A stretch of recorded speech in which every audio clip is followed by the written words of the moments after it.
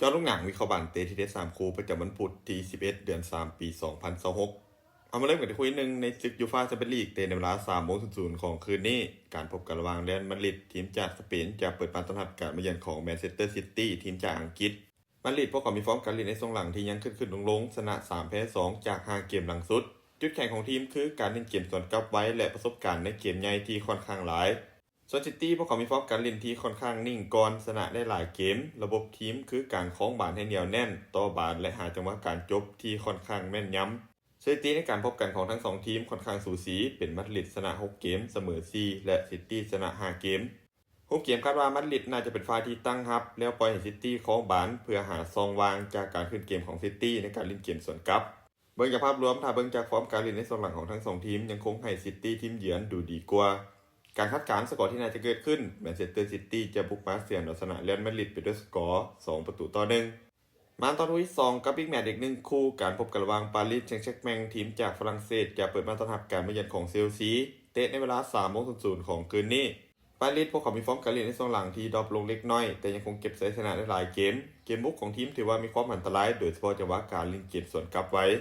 ส่วนเชลซีทีมเยือนฟอร์มค่อนข้างดีชนะได้หลายเกมในช่วงหลังทีมมีพลังนมแลนหลายลินเกมเพสซิ่งได้ดีเกมนี้ปารีสพวกเขาได้เปรียบในเรื่องการเล่นในบ้านฮุบเกมคาดว่าทั้ง2ทีมน่าจะเปิดแลกกันพอสมควรแต่ถ้าวัดกันอยู่ที่ความเฉียบคมและประสบการณ์ยังคงให้ปารีสดูดีกว่าการคาดการณ์สกอร์ที่น่าจะเกิดขึ้นปารีสจะเปิดบ้านเยือนเอาชนะเชลซีไปด้วยสกอร์2-1มาตอนที่3มีอยู่ในศึกยูฟ่าแชมเปี้ยนลีกเตะในเวลา00:45ของคืนนี้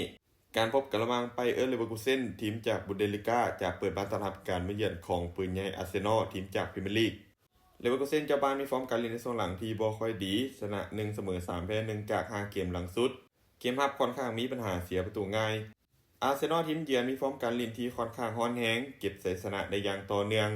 ทีมของมิเกลอาร์เตต้ามีจุดเด่นหลายอย่างโดยเฉพาะเกมรับที่เสียประตูค่อนข้างยากมีลูกกลางอากาศที่มักจะโจมตีคู่แข่งได้ดีคู่เกมคาดว่าเลเวอร์คูเซ่นน่าจะพยายามคล้องบาลบุกในบ้านส่วนอาร์เซนอลน่าจะลิ่นแบบเพสซิ่งสูงบวกกับการเล่นเกมสวนกลับไว้ถ้าหากพวกเขาตัดบาลในแดนกลางได้มีโอกาสยิงประตูค่อนข้างสูงคู่เกมมีโอกาสที่จะเปิดพอสมควรพอทั้ง2ทีมต่างมีเกมบุกที่ดีแต่ฟอร์มโดยรวมยังให้อาร์เซนอลดูดีกว่าและมีโอกาสค่อนข้างสูงที่จะเก็บชัยชนะไปได้การคาดการณ์สกอร์ที่น่าจะเกิดขึ้นอาร์เซนอลจะบุกเหมาชนะเลเวอร์คูเซ่นไปด้วยสกอร์3-1สุดท้ายนี้ถ้าคนสนใจในทางดีๆแบบนี้อย่าลืมกดไลค์กดแชร์ออกไปเพื่อเป็นแนวทางเพิ่มเติมและใครสนใจอยากลงทุนสามารถกดลิงก์ทางหน้าช่องได้เลยเด้อ